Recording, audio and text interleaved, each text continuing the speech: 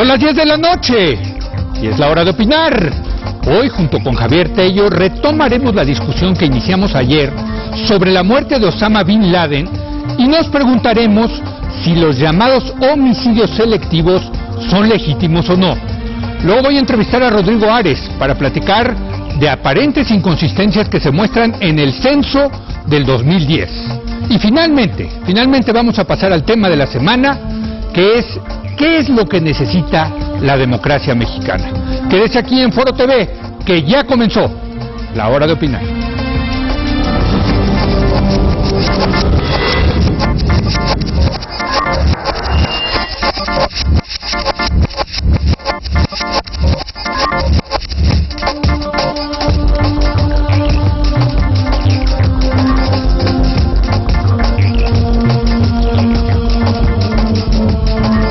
Buenas noches. Ayer iniciamos una discusión aquí con Javier Tello sobre la muerte de Osama Bin Laden allá en Pakistán, esto como resultado de un operativo militar estadounidense. Independientemente de si se puede o no describir este acto como un acto de justicia, que fue el tema que debatimos el día de ayer, para muchos se trata de un acto legítimo que cae dentro de lo que se llama homicidio selectivo. Si bien no existe una definición formal y universalmente aceptada de este tipo de operativos, se trata de la eliminación premeditada e intencional por parte de un Estado o de un individuo, generalmente un civil o combatiente ilegal, cuando éste no puede realistamente ser detenido. No obstante, se sabe que este individuo participa de manera directa en actividades hostiles en contra de ese Estado en un contexto de conflicto armado. Entre los gobiernos que permiten y practican el homicidio selectivo se encuentran Israel, Estados Unidos y Rusia. El gobierno estadounidense en este caso no ha clasificado el operativo que provocó la muerte de Bin Laden como un homicidio selectivo, si bien muchos analistas así lo han interpretado por la forma en que ocurrió. Y dado que es una estrategia que desde los atentados de septiembre, del 11 de septiembre del 2001, Estados Unidos ha adoptado en su lucha contra el terrorismo. Javier Tello. Leo, buenas noches. No llegamos a una conclusión en lo del acto. Llegamos a dos distintas conclusiones. Dos distintas conclusiones. Hemos recibido, por cierto, muchos comentarios de ustedes a través del Twitter. Es todo un debate, sin duda, ¿no? Pero nos quedamos ayer con este tema de hay estados que matan, que salen y ordena una autoridad, vaya usted y mate a fulanito, porque es una amenaza en contra del Estado. El homicidio selectivo. Y hay que decirlo, son estados donde existen democracias liberales, no son estados autoritarios o totalitarios. Eso yo creo que es de otro cajón, ¿no? Yo no los sacaría porque la justificación que utilizan esos otros estados no democráticos, no liberales, es la misma. Sí. Pero sí, dejémoslos ahorita por fuera. Sí, porque es más interesante, porque bueno, pues que un dictador o que un sátrapa o que un caudillo... Eso es parte de la discusión. Es parte de la discusión, o sea, pero de ese tipo de gente se espera, de ese tipo de gobernantes se espera que asesinen a sus supuestos enemigos de Estado. Claro. Donde se supone que no debe de existir esto es en las democracias liberales. De acuerdo. ¿Estamos de acuerdo? Sí. Okay. Sí. Y creo que sí es un tema serio. ¿Por qué? Porque estamos hablando de matar. Sí. Claro. Hoy por hoy hay 3 tipos de homicidios que mucha gente, no todos, pero mucha gente aceptaría como homicidios legítimos, en defensa propia. Se te avienta un criminal, loco, y está a punto de matarte y tú lo matas primero. Defensa propia, ¿no? El otro tipo de homicidio que la mayoría de la gente aceptaría como legítimo es el homicidio en una guerra. Un soldado mata a otro soldado en un conflicto. Sí. Y el tercero, que tal vez no todos aceptarían, pero muchos sí, es el que resulta de un juicio donde existe una pena de muerte y la persona es declarada culpable y se establece la pena de muerte. Pena capital. ¿No? Pero aquí hay un cuarto que para muchos también se trata de un... Déjame homicidio. hacer ahí el paréntesis. Este tercero cada vez va más en salida, o sea, cada vez son más estados que tienen gobiernos democráticamente de democracias liberales que han quitado la posibilidad de la pena capital. Nada más como paréntesis, ¿no? Sí, pero no porque haya dejado de ser popular, ¿eh? Sí. Entonces eso es lo no, curioso. por una cuestión de principios. Sí. Y aquí lo hemos discutido, ¿no? El tema de la pena capital. Pero el tema de los homicidios selectivos, el argumento a favor es muy obvio, que es en defensa propia, pero lo que se vuelve muy interesante son las restricciones que se imponen en los países que tienen este tipo de políticas para decidir si se vale o no se vale, cuándo se vale. Y son restricciones muy interesantes. Hice una lista que compilé de dos principales fuentes. Una de un no sé si militar, pero ex miembro de las fuerzas armadas de Israel, que ahora ya todos son soldados, ¿no? Que ahora es profesor de Derecho en Estados Unidos, y también muchos de estos elementos que tengo en la lista vienen de un filósofo muy famoso, liberal, de izquierda, que defiende los homicidios selectivos. Entonces es una lista muy interesante con variables muy provocadoras. Nada más para que le quede claro a la gente de lo que estamos hablando es, el gobierno de un país da la orden de aniquilar, de asesinar, de matar a una persona nacional o extranjero. Bueno, eso puede ser una restricción, pero en fin, que se considere como un enemigo del Estado. Sí. ¿Estamos de acuerdo con eso? Es más o menos en eso, sí.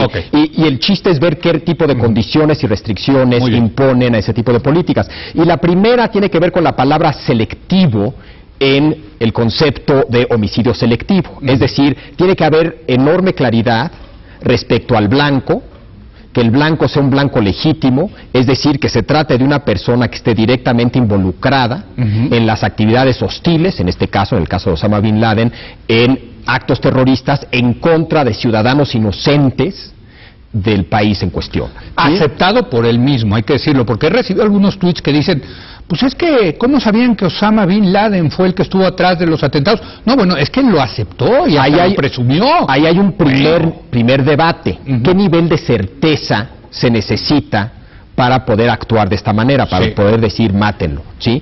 Unos dicen que debe ser altísimo, que debe de estar más allá de cualquier duda razonable. Los militares, tanto en Estados Unidos como en Rusia como en Israel, operan con un nivel de certeza mucho menor.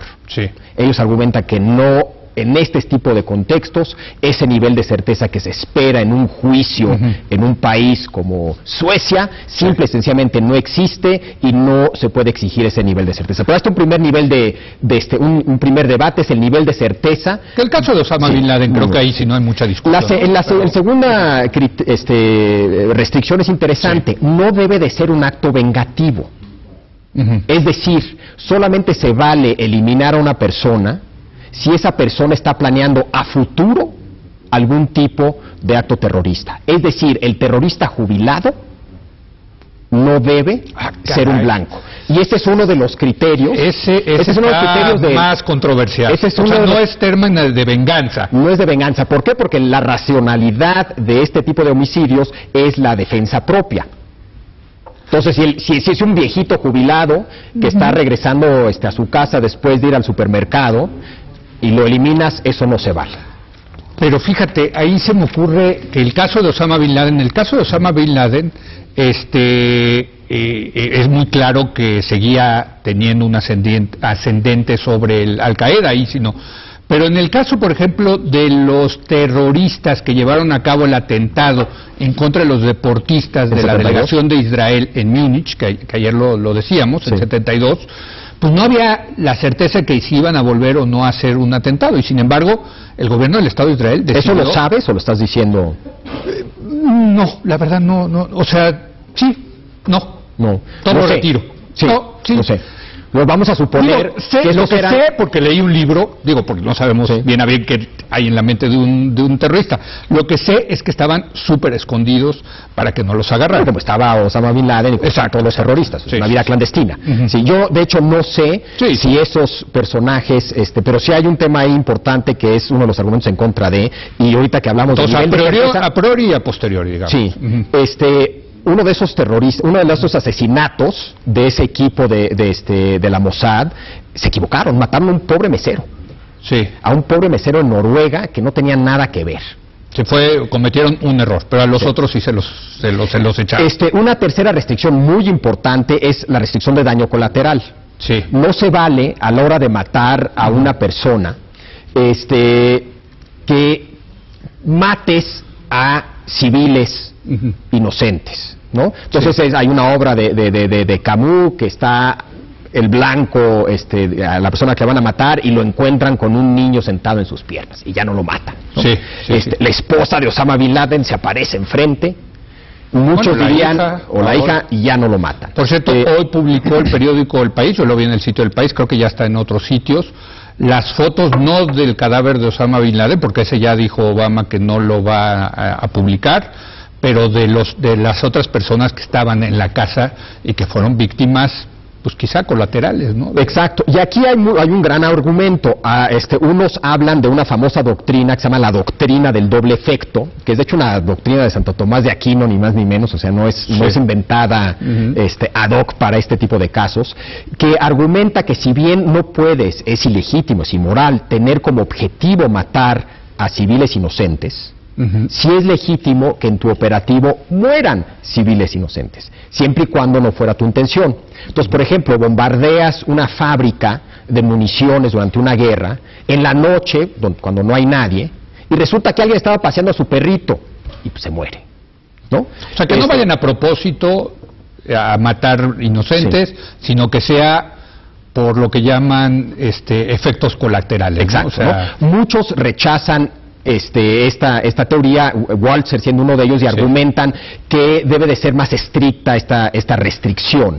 Y él argumenta que el trabajo de lucha contra terroristas es más un trabajo policíaco que militar, y que en ese sentido los estándares que debemos de exigirle a una persona que tiene una de estas misiones son los estándares que les exigimos a un policía. Un policía, cuando va persiguiendo a un ladrón por la calle, no saca su pistola y empieza a disparar.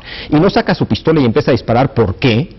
Porque tiene severas restricciones respecto al uso de fuerza cuando puede morir, aunque sea colateralmente, un civil inocente. Los militares no están entrenados para eso, y en ese sentido... están para echar bala. Exacto. Y lo hemos visto en México, por cierto. Otra restricción que es muy importante es esta idea del contexto. Esto solamente aplica cuando es imposible el arresto, ¿no? Y hablando de Obama y de Pakistán... De Osama. Perdón. Eres víctima de lo que de estos días en los medios ha habido una confusión terrible entre Osama y Obama. Sí, qué horror. Pero bueno, pues, por favor entiendan que a veces nos trastabillamos, pero bueno. Aquí, por ejemplo, si hubieran matado a Bin Laden en Afganistán en 2002, cuando empieza la guerra en Afganistán, nadie hubiera parpadeado, hubiera sido un típico acto de guerra, nadie hubiera dicho nada, ¿sí? Si hubieran matado a Bin Laden caminando por las calles de la ciudad de Filadelfia en Estados Unidos, todo el mundo hubiera puesto el grito del cielo, ¿sí? Pakistán cae entre las calles de Filadelfia y Afganistán. Traen un problemón ahí, ¿no? Los pobres pakistaníes ya no saben cómo justificar la operación de Estados Unidos, que sí sabían, no sabían, la verdad es que no sabían y están metidos en un vericueto. Exacto, pero aquí el argumento es que ocurre en una situación donde no existe un Estado de Derecho lo suficientemente robusto para arrestar y procesar o extraditar a la persona. Si lo hubieran encontrado en una villa en la Loire, en Francia, ¿tú crees que hubiera entrado el ejército de Estados Unidos como entró a Pakistán? No. Precisamente es el argumento aquí, ¿no? Sí, por eso. Precisamente es el argumento. Es que me gusta más que Filadelfia, ¿no? O sea, porque es entrar a otro Estado soberano. Sí. Bueno, es que lo que pasa es que ha habido ejecuciones en territorio estadounidense, y menciono nuevamente la de Letelier en Washington. Sí, que fueron los chilenos. Sí. O fue Pinochet que mandó a matar a Letelier en Washington. O en el caso de la Mossad, cuando estaban tras los terroristas que mataron a los deportistas en 72 y matan a esta persona en Noruega. Sí. La policía noruega agarra a varios de los agentes secretos de la Mossad. Sí. ¿no? Y los mete a la cárcel. Bueno, y está el caso, asesinato. Está el caso no del asesinato, pero sí el secuestro de Eichmann por fuerzas israelíes en Argentina para llevarlo a juicio, y después del juicio lo ahorcaron, ¿no? Y aquí está un buen ejemplo de un terrorista que agarran en territorio estadounidense y que es llevado a juicio y ejecutado, ¿En que es McVeigh en Estados Unidos. El responsable Timothy McVeigh. Sí, que mató cerca de 200 personas. Que puso una camión, bomba. La bomba, ¿no? Exacto, sí. en Oklahoma, ¿no? Sí. Entonces ahí claramente... Pero eso lo juzgaron y lo mataron. Claro. Sí. Ejecutaron. Sí. Entonces ahí claramente estamos hablando de un Estado de Derecho que permite hacer eso, ¿no? Bueno, nos tenemos que ir. Te quedaste con varias más, ¿verdad? Sí, lo que se vuelve interesante es quién es un blanco legítimo. Me gusta para el tema de mañana. ¿Quién es un blanco legítimo? Y eso, aplicado a México, creo que puede ser interesante, ¿no? Sin duda. Porque aquí también... Y los argumentos en contra de todo esto. Se han abatido varios capos del narcotráfico, ¿no? Claro. Y los argumentos en contra de todo esto. Bueno, vamos, lo vemos mañana, si te parece, y ya terminamos, damos cerrojazo con ese punto.